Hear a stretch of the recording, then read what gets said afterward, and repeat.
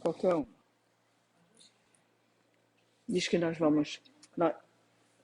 Pode? Boa noite. Aqui estamos reunidos para mais um estudo no Centro Espírita Joana d'Arc e gostaríamos de dizer aos telespectadores da alegria que temos quando estamos, em nome de Jesus, conduzindo o estudo, a elevação do padrão vibratório da Terra, porque cada um de nós faz parte desse mosaico que se chama humanidade. E quando nós estamos reunidos em nome do Cristo, nós estamos ajudando para que essa psicosfera se renove, para que se torne leve e que possa fluir no intercâmbio permanente entre a espiritualidade superior e nós. Vamos começar e gostaríamos de convidar a todos para que peguem um copo d'água, que deixem do lado, porque ao final, na prece, essa prece servirá como passe coletivo. Então, é um momento em que a espiritualidade encontra, através dessa higienização da psicosfera, para nos ajudar particularmente. É muito importante. Vamos então, Ângela fará a nossa lição, conduzirá na lição de abertura. Boa noite. Se uma dificuldade surge impedindo-te a caminhada, não perca tempo. Detenha o passo e contorne o obstáculo. Se algum problema inesperado ameaça o teu equilíbrio, não te aflijas. Silencia a revolta e busca solucioná-lo conforme as tuas possibilidades. Se alguém a quem amas mudou de conduta em relação a ti ou abandonou-te, mantém-te sereno. O rebelde e o desertor, com as suas atitudes intempestivas, já perderam a razão. Permanece em paz. O que agora percas, conseguirás mais tarde. Quanto te aconteça, sabendo-te portares, será sempre para o teu bem futuro. Faz a prece para nós de abertura. Senhor Jesus, obrigada pela oportunidade de estarmos reunidos aqui em teu nome. Que possamos, Senhor, bem aproveitar a palestra, absorver todos os ensinamentos, todos os conhecimentos, e que essa energia de amor, de vibrações elevadas, possam ser extensivas a todos os nossos familiares, nossos amigos, a todo esse bairro vizinho, a toda a nossa cidade, e que possamos bem aproveitar este momento de aprendizado. Que assim seja. Que assim seja. Que Jesus nos envolva, nos ampare e proteja nesta noite e que possamos bem aproveitar destas horas gloriosas em nossas vidas. E o assunto para a nossa reflexão na noite de hoje é a respeito das amizades saudáveis. E eu estive pesquisando para podermos discorrer a respeito do assunto e me ocorreu, primeiramente, de que Jesus, sendo o modelo e guia da humanidade e o nosso modelo na vida, como que Jesus, quando esteve entre nós, ele seria impossível lançar todo o cristianismo sem as amizades. Era através dos amigos, daqueles que conheceram e que avaliaram a intensidade da presença do Mestre no mundo, que ele pôde contar primeiramente. Foi com Maria, foi com Marta, foi com Isabel, aquelas mulheres extremamente corajosas, porque elas abriam as suas casas para receber aquele homem divino que trouxe o sol para a humanidade. E também a amizade de Pedro, de João, de Tomé, de Judas, né? E ele sabia, Jesus sabia como se encontrava cada um. E mesmo nas limitações de cada um, Jesus explorou a condição máxima, a potencialidade de cada um. Chegou a dizer para Pedro: até que o galo cante, tu me negarás três vezes. Mas isso não inviabilizou a sua amizade e o seu amor, né? Então, é baseado nesta dimensão ou neste diapasão que queremos falar sobre a amizade. Nós achamos que ser amigo é aquele que aceita incondicionalmente, mas nem sempre. O amigo é aquele que muitas vezes discorda de nós, mas uma amizade saudável é aquela que, mesmo discordando de nós, nos ama e continua nossos amigos, né? Rossando Klinge, ele fala muito sobre a questão da maturidade, os mecanismos internos de controle da maturidade emocional. Ele chama, o que é a maturidade emocional? É justamente a capacidade que temos de avaliar, de nos relacionarmos com o outro. Muitas vezes, esta relação não é fácil, ela não é pacífica, ela não mas não é impossível. Quantas vezes a gente gostaria de falar determinadas coisas, mas nos calamos. Não por tibieza, não por conveniência, mas muitas vezes o silêncio é muito mais eloquente do que qualquer palavra que digamos, mas muitas vezes dizemos aquilo que precisamos para contribuir para o desenvolvimento do outro. Na pergunta 938 do Livro dos Espíritos, no livro 4, capítulo 1, Penas e Gozos Terrestres, no item Decepção, Ingratidão, Aflições Destruídas, Kardec formulou aos benfeitores: as decepções causadas pela ingratidão não são feitas para endurecer o coração e fechá-la à sensibilidade? Isso seria um erro, dizem os benfeitores, porque o homem de coração, como dizes, está sempre feliz pelo bem que faz. Ele sabe que se o não lembrarem nesta vida, o farão em outra, e que o ingrato disso terá vergonha e remorso. Esse pensamento não impede seu coração de ser ulcerado. Ora, isso não poderia originar-lhe a ideia de que seria mais feliz se fosse menos sensível? Sim, se prefere a felicidade do egoísta. É uma triste felicidade esta, que ele saiba, portanto, que os amigos ingratos que o abandonam não são dignos de sua amizade e que se enganou sobre eles. Desde então, não deve lamentar a sua perda. Mais tarde, encontrará os que saberão melhor compreendê-lo. Lamentai aqueles que têm para vós maus procedimentos que não merecestes, porque haverá para eles um triste retorno. Mas não vos aflijais com isso, é o meio de vos colocardes acima deles. A natureza deu ao homem a necessidade de amar e de ser amado.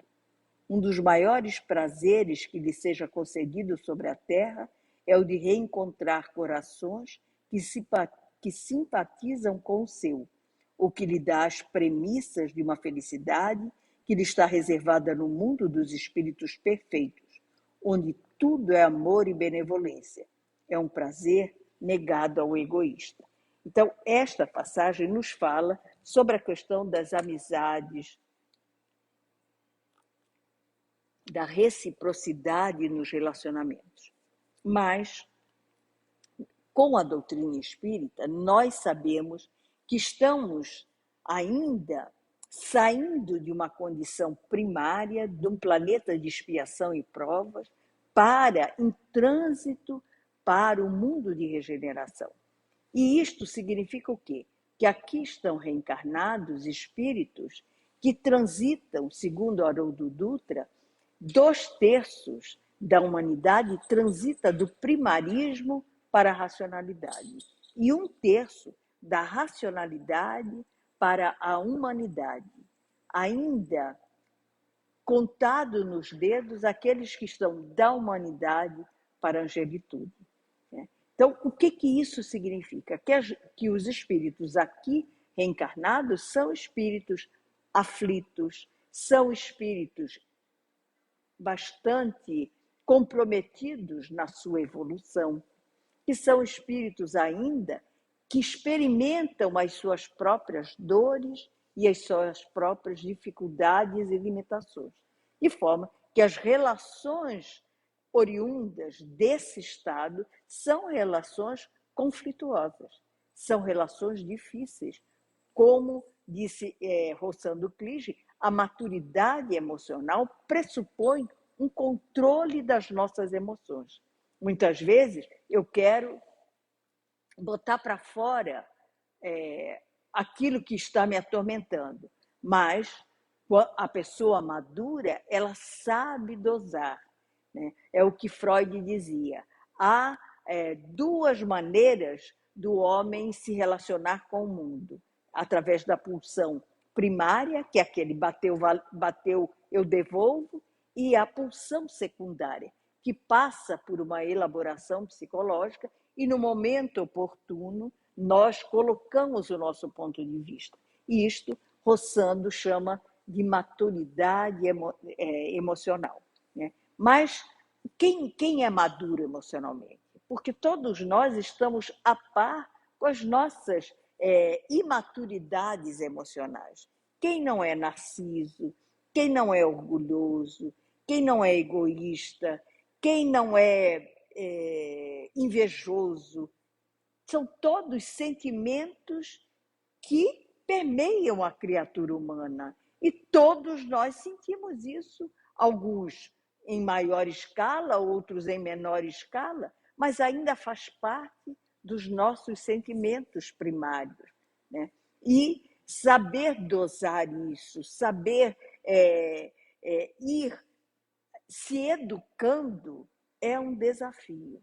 Né? Quando você nasce num lar maduro, num lar onde os sentimentos são discutidos, eles são ditos e são elaborados, é claro que você cresce com essa condição e torna-se fácil conviver no mundo com maturidade emocional. Mas qual o lar que existe isso?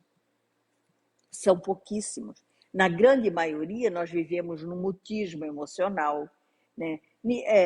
Cada um no seu quarto, cada um com as suas coisas. Então, agora, com o advento do celular, da internet, as pessoas estão uma ilha. A comunicação existente dentro de casa é quase nula, né?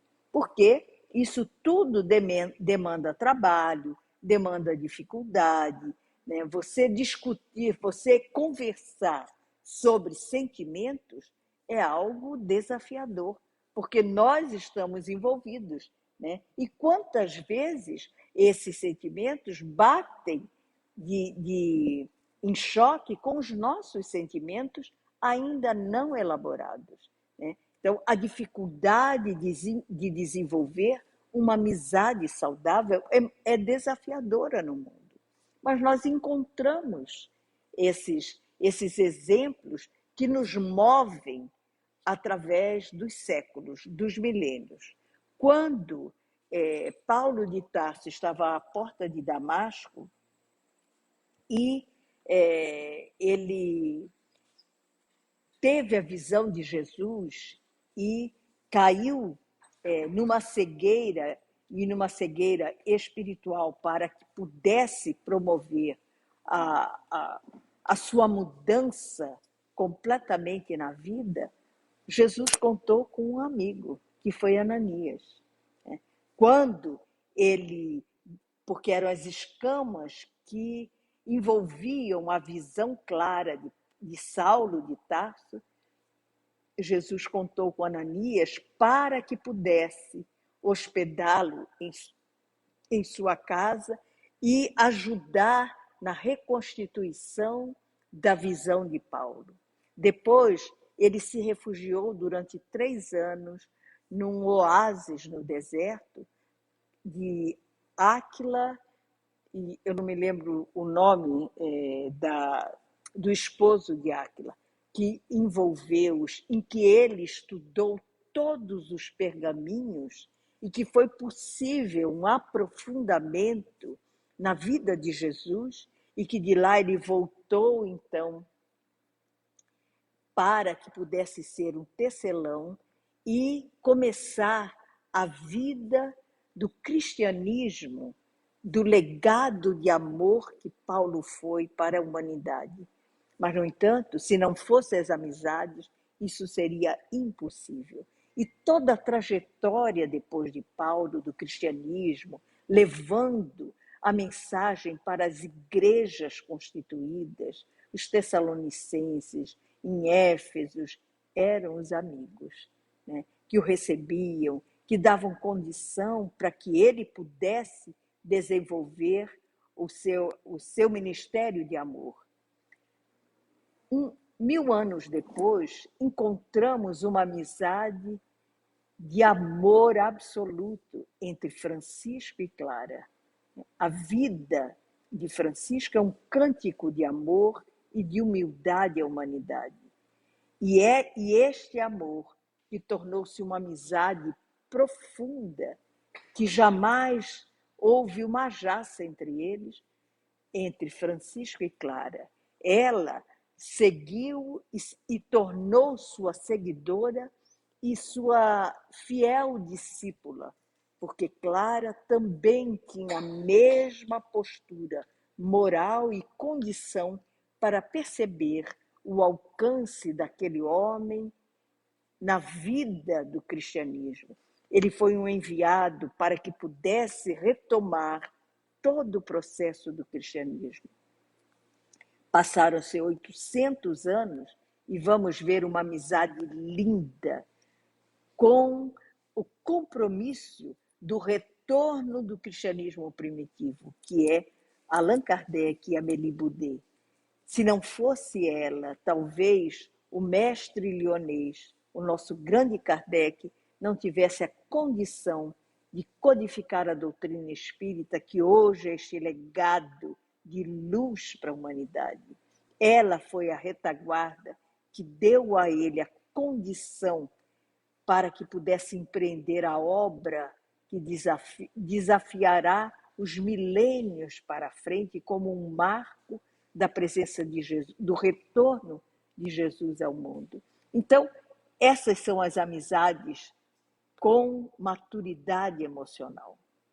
Com a imaturidade, todos nós conhecemos, porque faz parte do nosso cotidiano, da nossa rotina. Né? Quem é que pode dizer, eu sou 24 horas maduro emocionalmente? Ninguém, porque nós estamos sujeitos a todas, para onde o vento sopra, muitas vezes, as nossas reações. Né? E é o que Kardec formulou a respeito dos amigos.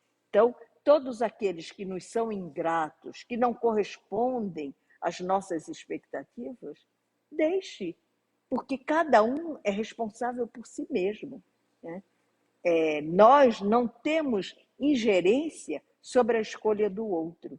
Se ele nos ama, maravilhoso. Se não nos ama, nos amará um dia, porque da lei de Deus, a perfeição e a evolução é inerente a todas as criaturas.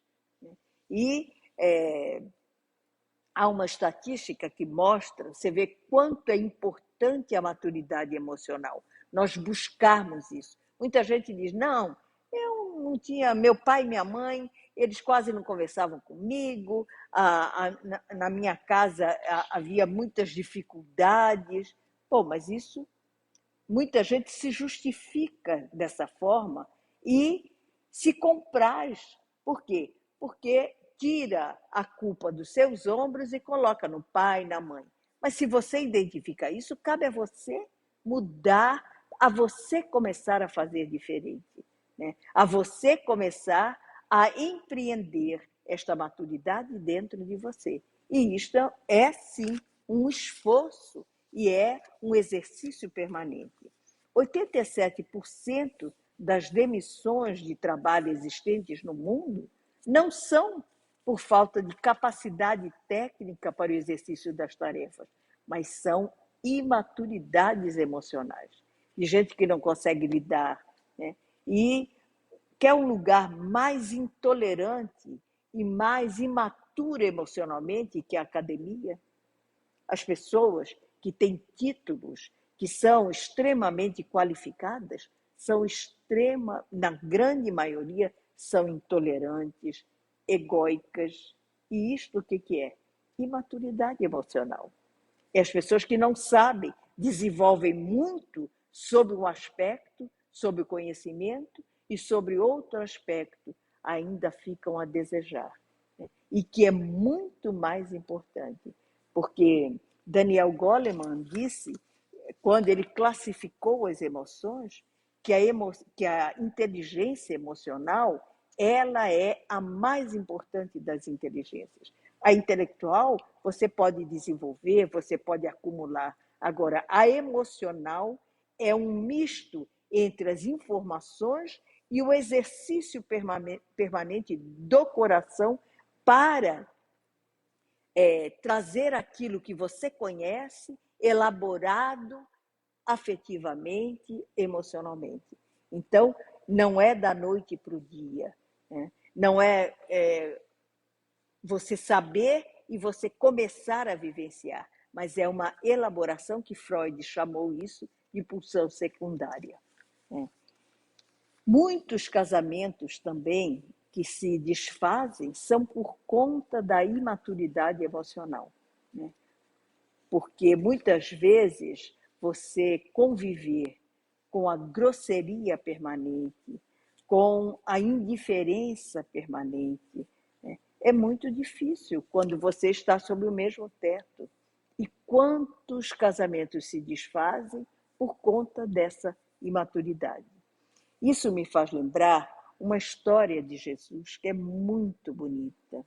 Contam que Jesus encontrava-se em Jerusalém, sentado numa praça, quando veio de lá uma mulher linda, mas linda, escultural, daquelas que vislumbrava beleza, charme, estava usando um perfume envolvente, acercou-se de Jesus, olhou para ele e ficou enebriada com a beleza do mestre, que tinha o cabelo longo, anelado sobre os ombros, de uma cor de mel, duas contas incrustadas no rosto, de um azul anil. E ela ficou maravilhada e disse: eu posso lhe proporcionar uma noite inesquecível de amor. Venha, eu te espero, eu tenho a minha casa ali. É uma casa muito bonita, cercada de beleza, de luxúria. E te prometo, a minha criada, Chília, ela tem uma dança sensual que dançará para você à noite e que fará todas as honras da casa para que eu possa me deleitar com você. Jesus olhou bem profundo nos olhos daquela mulher e disse: hoje não. E ela disse: você não está entendendo. Eu estou lhe proporcionando uma noite inesquecível de amor, de luxúria. E tudo isto de graça, eu não vou lhe cobrar. Jesus olhou mais profundamente e disse: hoje não. E ela ficou sem entender, porque acostumada a ser disputada por todos os homens, a ser requisitada, a cobrar fortunas imensas, e todos os homens se dobravam. E Jesus dissera: hoje não. E ela então saiu esbravejando, sem entender, sem compreender como aquele homem ousava dispensá-la daquela forma. E foi e se perdeu pelas noites. Passaram-se 2 anos.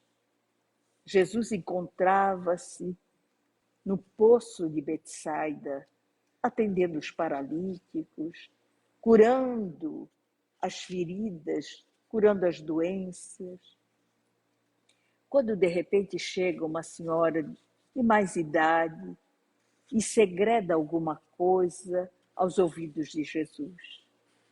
Imediatamente o mestre deixa o que estava fazendo e sai acompanhando aquela mulher. Foram até uma furna, já na periferia da cidade, em que foram se aproximando e o cheiro pútrido exalava, inundava o ar. E foram adentrando até que ela disse: se o senhor não tiver coragem, não é preciso, porque é uma chaga humana, já quase hebetada de dor, ela se encontra. E Jesus disse não. E ele foi adentrando a furna, ela escutou os passos, ficou preocupada, com medo de algum assalto, de mais sofrimento, e ela disse: aqui está não um ser humano, mas alguém que foi tomada pela lepra e que está completamente desfigurada. Não se aproxime. E Jesus aí entrou mais profundamente e disse: eu hoje estou aqui. Pegou-a no colo e ela disse: me largue, eu posso lhe infectar. Jesus envolveu-a ainda mais profundamente no seu colo magro e levou-a para o sol, para o dia. Os olhos infectados pelas pústulas da lepra não podiam abrir. E Jesus disse: vou lhe tirar as escamas para que você enxergue o dia, para que esta luz penetre nos seus olhos e alcance a sua alma, porque hoje eu faço questão de estar aqui. Quando ela saiu, o impacto com a luz, com a vida, ela desmaiou e desencarnou. E disseram então para Jesus: muito obrigada, porque desde aquele momento em que eu me encontrei com o Senhor, o seu olhar nunca mais deixou de me acompanhar. E eu tinha sede deste encontro que hoje o Senhor me permite, que é o encontro da minha alma comigo mesmo.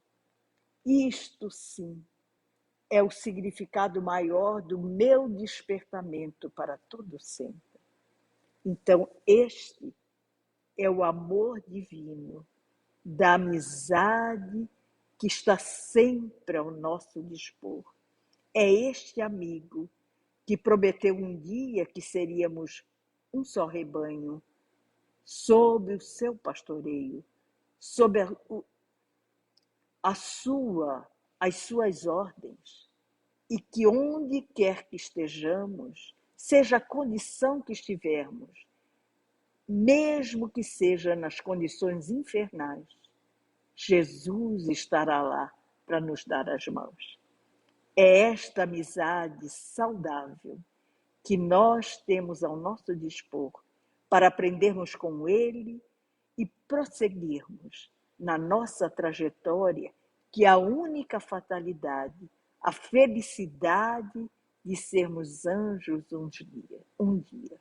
Que Ele nos envolva, que Ele nos abençoe neste dia, que possamos, nesta semana, refletir sobre todos esses exemplos de Jesus, de Paulo, de Francisco e Clara, e esta história verídica entre Jesus e aquela mulher linda, e que desde que teve o encontro com ele, sentiu-se despertada como uma brasa que sopra pelo verdadeiro amor que vem de Deus.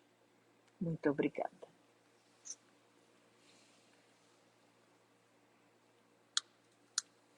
Então vamos agora, já encerrando os nossos trabalhos, fazer a nossa prece e concentrando, porque estamos ainda remotamente,